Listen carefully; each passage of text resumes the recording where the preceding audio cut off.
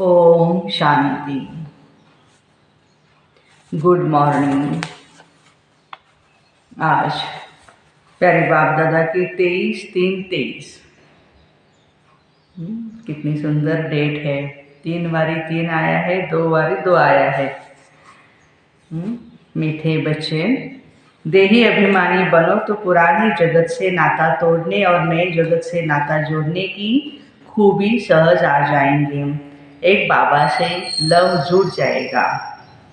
पुराना जगत माना कलयुग है, नया जगत माना सतयुग है। तो हमें सतयुग से हमारा नाता जोड़ना है और उसकी खूबी के लिए बाबा कहते देही अभिमानी बनो। प्रश्न है, किन बच्चों का बुद्धियोग पारलौकिक माता पिता से सदा जुटा हुआ रहता है? उत्तर है, जो जीते जी मरकर ईश्वरीय सर्विस पर तत्पर रहते हैं। गृहस्थ व्यवहार में रहते भी सभी का बुद्धि योग बाप से जुड़ाने की सेवा करते हैं। बाप से जो रोशनी मिली है वह दूसरों को भी देते हैं। स्वर्ग का मालिक बनाने के लिए पावन बनने की युक्ति बताते रहते हैं।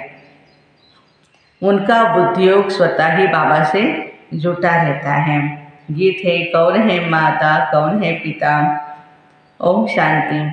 गीत का अर्थ क्या है? कहते हैं, जगत के माता पिता को मित्र संबंधी आदि सबको छोड़ो और बुद्धियोग अपने सच्चे माता पिता जो सृष्टि के रचयिता है उनसे लगाओ। यह जो माता पिता मित्र संबंधी आदि है उनसे अब नाता तोड़ना है और एक से नाता जोड़ना है। यह जो माता पिता मित्र संबंधी आदि हैं उनसे क्या करना है? नाता बुद्धि से। वैसे ऐसे नहीं हम घर बार छोड़ के या उनको छोड़ना है, नहीं, बुद्धि से जो हमारी अटैचमेंट है उनके साथ उसको निकालना है। तो उनको माता पिता कहा जाता। तो माता पिता हम बालक तेरे तुम्हारी कृपा से सुख घने रहे, वह सब एक को ही कहते हैं। वह लौकिक माँ बाप तो सबके अलग अलग है। यह सारे भारत अथवा सारी दुनिया का माता पिता है। तो पारलौकिक माता पिता का बनना है और लौकिक माता पिता मित्र संबंधियों को बुद्धि योग माना उनसे बुद्धि योग छोड़ना है। ऐसे नहीं सब कुछ छोड़ देना है। इसके लिए देही अभिमानी बनने का ज्ञान चाहिए। जब तक देही अभिमानी नहीं बने हैं तब तक छूटना बहुत मुश्किल है।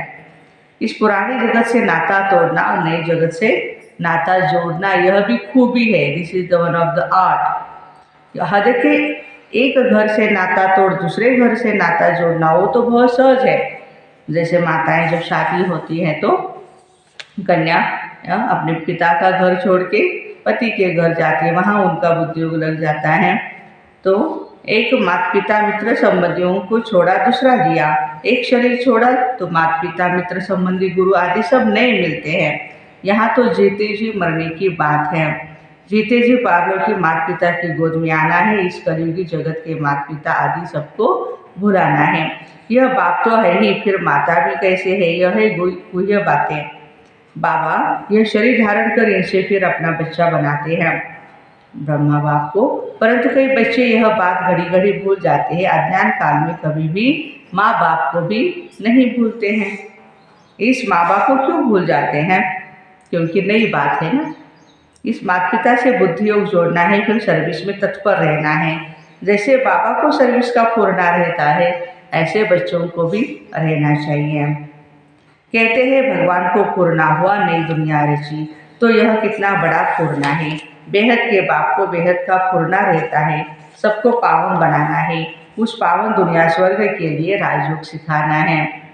कितनों को सिखलाना है। सबका बुद्धि एक बाप से जोड़ना है। यही धंधा हम बच्चों का है।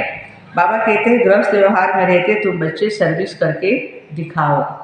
सन्यासियों को तो फुरना रहता है कि हम कोई को कागुष्ठा समान सुख से छुड़ावे और पवित्र बनाएं।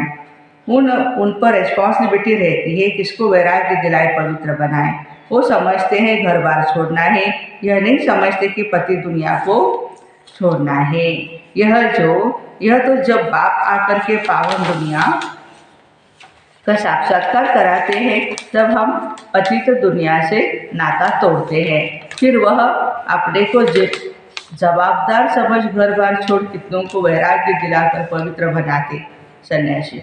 महिमा तो उन्हों की भी बहुत गाई जाती है। यह सन्यास धर्म नहीं होता, तो भारत और ही काम चिता पर जलकर भस्म हो जाता। बाबा सन्यासियों की बहुत महिमा कर रहे हैं, उनको शाबाशी दे रहे हैं। अब वह रजोगुणी संन्यास स्थापन करने वाला कौन है और यह सतो प्रधान संन्यास स्थापन करने वाला कौन है, ये बाबा समझाते। उनका हेड था शंकराचार्य।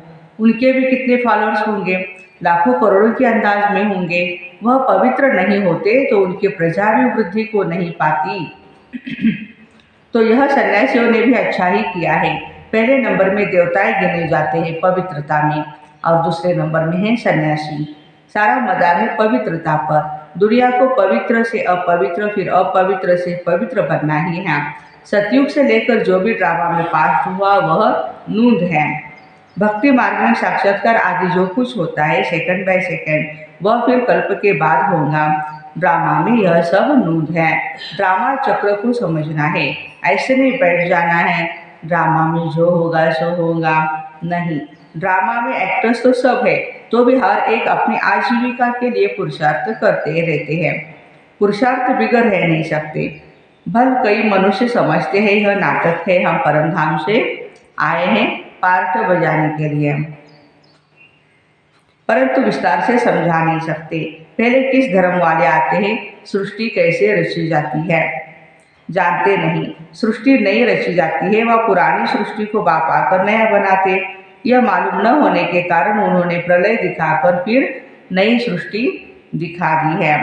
बाबा आकर इन बातों की रोशनी देते हैं, फिर तुम भी औरों को रोशनी देने के रिस्पॉन्सिबल हो। हमें भी सबको बाबा का परिचय देना है, भगवान से मिलाना है। कितनी सर्विस बाबा करते हैं। जैसे बाप ने तुमको मुक्ति जीवन मुक्ति में आने का मार्ग बताया, जिस मार्ग के लिए आधा कल्प भक्ति मार्ग में हमने ठोकरें खाई है, तो बेहद के बाप को फुरना रहता हम अपनी साल्वेशन आर्मी की वृद्धि कैसे करें, सभी को रास्ता कैसे बताए। ये हमारा साल्वेशन आर्मी है, मिलिट्री है। तो बाबा कहते सबको मुक्त करना है ना दुखों से।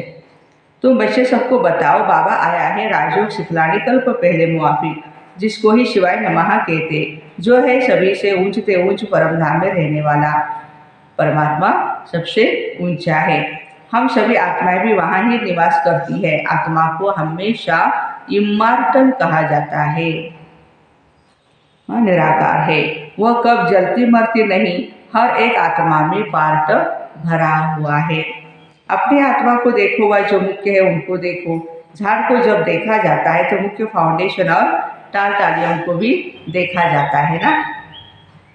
पत्ते तो अथाह होते हैं तो उनकी गिनती नहीं की जाती है, टाल टालियाँ गिनती कर सकते हैं। तो बरोबर इस झाड़ में फाउंडेशन हम देवी देवताओं का है।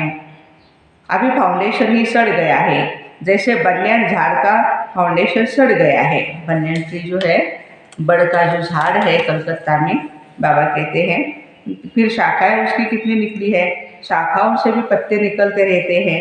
तो यह भी बेहद का कितना बड़ा झाड़ है। तुम बच्चे भी नंबरवार पुरुषार्थ अनुसार जानते हो। ऐसे नहीं कि सारा दिन किसकी बुद्धि में ये चिंतन चलता रहे। सभी पॉइंट्स एक ही समय बुद्धि में फिरना मुश्किल है। फिर भी जो विचार सागर मंथन करने वाले हैं उनकी बुद्धि में टपकता ही होगा। झाड़ बुद्धि में है तो बीज रूप परमात्मा भी बाप ही याद आएगा। हम भी वहाँ के रहने वाले हैं। फिर इस झाड़ में हम ही ऑल राउंड है, आदि से अंत तक हमारा पार्ट है। जब तक तुम पतित जड़ जड़ीभूत अवस्था में आते हो तो सारा झाड़ आ जाता। पहले पहले जो थे वह अब पुराने हैं। पिछाड़ी वाली टाल तालियाँ भी पुरानी हैं। जो सर्विसेबल है उन्हों को ना रहता है, हम बाबा की मददगार है। मनुष्यों को फिर से देवता बनाने के लिए यह समझाना पड़ता है, तुम सो देवता थे सो क्षत्रिय बने। 84 जन्मों की जन्मपत्री तुम ही बता सकते हो। तो यह बातें जब बुद्धि में टपकती रहेगी तब किसको समझा सकेंगे। चिंतन चलना चाहिए। हम बच्चे बाबा के साथ मददगार हैं तो बुद्धि में आना चाहिए।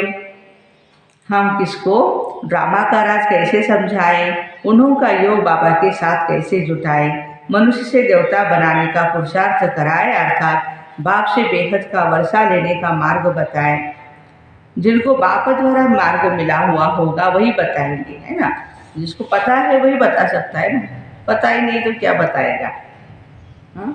बाबा ही आकर के राजयोग सिखलाते हैं अथवा मुक्ति और जीवन मुक्ति के गेट्स खोलते हैं। ऐसे सारा दिन विचार सागर मंथन करना चाहिए और स्वभाव भी बहुत मीठा होना चाहिए। किसके भाव स्वभाव में, किसके भाव स्वभाव में जलना नहीं या मरना नहीं। ईर्ष्या द्वेष में आकर के जलना नहीं है हमें, या किसी में फंस करके मरना नहीं है। सहन करना है, अपनी सर्विस करनी है, जितना हो सके सर्विस में टाइम देना चाहिए। अपने से पूछना है, हम बाबा बाबा कहते हैं, बाबा को तो बेहद सर्विस का ओना रहता है। मैं बाबा का बच्चा क्या कर रहा हूँ, मुझे कितनी सर्विस करनी चाहिए। टाइम तो बहुत मिलता है, तरस पड़ना चाहिए। बेचारे सभी बाप से बिछड़े हुए हैं, धक्का खाते रहते, पाप करते रहते हैं, बाप से बेमुख कर सबको मुंझाते रहते हैं। तुम ब्राह्मणों का काम है सबको ज्ञान सुनाए, सन्मुख लाना। तुम ब्राह्मण हो, गीता के भगवान के सच्चे सच्चे बच्चे। तुमको अथॉरिटी मिली हुई है, तुम्हारी बुद्धि में गीता का ही ज्ञान है। जो समझा नहीं सकते उनको हम ब्राह्मण भी नहीं कह सकते। हमें आना चाहिए ज्ञान सुनाना। हाफ कास्ट व क्वार्टर कास्ट कहेंगे, नाम ब्राह्मण है और धंधा क्षुद्रपने का करते हैं। बुद्धि क्षुद्रपने की है। अजमेर में पुष्करणी ब्राह्मण रहते हैं तो वह गीता शास्त्र आदि सुनाने वाले होते हैं। उनका धंधा यह है, धामा खाना उनका काम नहीं। उनका सिर्फ काम है शास्त्र सुनाए, दक्षिणा लेना। अब तुम हो सच्चे सच्चे ब्राह्मण, बेहद के बाप के बच्चे। प्रजापिता ब्रह्मा बेहद प्रजाओं का बाप है ना। शिव बाबा है सभी आत्माओं का बाप। उनका निवास स्थान परम धाम है। वही पतितों को पावन बनाने वाला है, इसलिए सारी दुनिया उनको याद करती रहती है। वो गॉड कहते हैं तो निराकार ही बुद्धि में आता है, परंतु गुरुओं के जंजीरों में फंसे हुए हैं। जिन देवताओं की पूजा करते हैं उनके ऑक्यूपेशन का किसी को पता नहीं। वह भी जैसे गुड्डे गुड़िया समझ पूजा करते हैं, ऑक्यूपेशन जानते नहीं, इसलिए गुड़ियों की पूजा कहा जाता है। तो कितना फर्क रहता है। ढेर के ढेर मुझे हुए हैं। देवताओं की सूरत और सीरत, मनुष्यों की सूरत और सीरत में रात दिन का फर्क है। मनुष्य गाते सर्वगुण संपन्न देवताओं के आगे, और हम नीच पापी हैं। अगर ऐसा कहते हैं तो भला उनको ऐसा बनाने वाला कौन था, है ना। सर्वगुण संपन्न देवताओं को बनाने वाला कौन था, ये भी याद आना चाहिए। अभी तो बरोबर नर्क है, फिर स्वर्ग का मालिक क्या हम बन सकते हैं। ये ख्याल कभी मनुष्यों को उठता नहीं है। देखो, किसी को भी ये प्रश्न भी नहीं, मन के अंदर कुछ विचार भी नहीं आएगा। तुम बच्चों को कभी ख्याल थोड़े उठा होगा कि हम ऐसे कब बनेंगे, है ना। सिर्फ भक्ति करते रहते थे। अभी तुम जानते हो हमको 100 देवता बनना है, राजधानी में उच्च पद पाना है, इसलिए पुरुषार्थ करते रहना है। अंदर आना चाहिए। अगर हमारा अभी शरीर छूट जाए तो हम किस पद को पाएंगे। तुम पूछ भी सकते हो, अगर हम मर जाए तो क्या पद पाएंगे। तो बाबा झट बता देंगे, तुम पाई पैसे का पद पाएंगे व 8 आने का। बाबा डिक्लेयर कर रहे हैं, पाई पैसे का पद पाएंगे या 8 आने का या 12 आने का। वह कौड़ी का पद पाएंगे। प्रजा को कौड़ी पद कहेंगे। दिल दर्पण में अपनी शक्ल देखो, कोई बंदरपना तो नहीं है। अशुद्ध अहंकार है नंबर 1। काम क्रोध को भी जीत लेवे, परंतु देह अभिमान है पहला नंबर का दुश्मन। देही अभिमानी बनने से ही फिर और विकार ठंडे हो जाएंगे। खुद को आत्मा समझने से ही सारे विकार ठंडे होंगे। देही अभिमानी तब बने जब बाबा के साथ लव जुटे। देह अभिमानी का लव जुट नहीं सकता। तो देह अभिमान छोड़ने में बड़ी मेहनत चाहिए। देही अभिमानी बड़े हर्षित रहते हैं। बाबा ने निशानी बताई है। जो आत्मा अभिमानी होते हैं वो बड़े हर्षित रहते हैं।